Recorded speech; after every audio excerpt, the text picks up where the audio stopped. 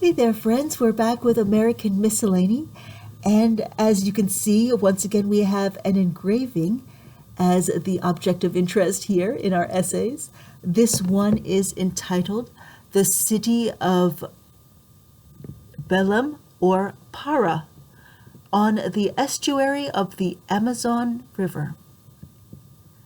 So hopefully you got a good view of that lovely engraving. Let's take a moment to reset our monstrous book here. Look at that. Look how thick this thing is. So it's called American Miscellany. It was published in 1865, where apparently the publisher had plenty of paper to use. But it's just a collection of essays. They're very random. Our last essay was essay number 101 on zoophytes, or plant animals. Kind of interesting. Now we have a very short little essay, essay number 102. We're here on page 250, by the way. And essay number 102 is about Belem, or Para. So I guess we're just talking about this beautiful city depicted in that engraving. All right, let's get to it. Let's learn about Belem, or Para.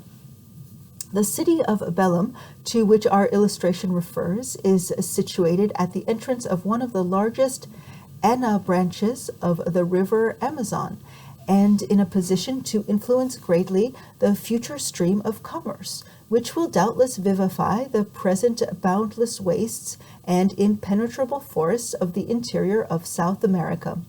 The capabilities of this quarter of the world are at present little known, though the public attention of several European countries has of late been directed to the subject.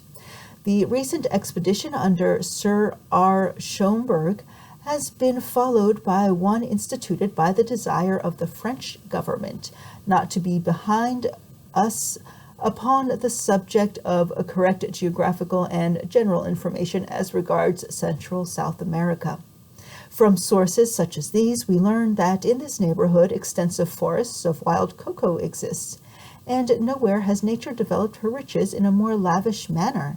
It is impossible to imagine the diversity and extreme beauty of the trees, and particularly the palms, which form these forests.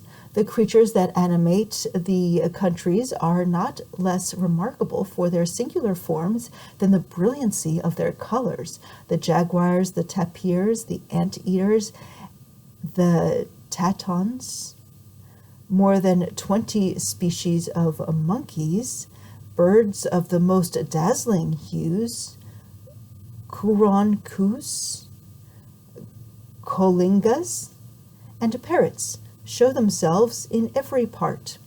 The former has on its head a singular crest in the shape of a parasol, and the second displays in its plumage all that the sun of the equator can produce in purple, emerald, and gold.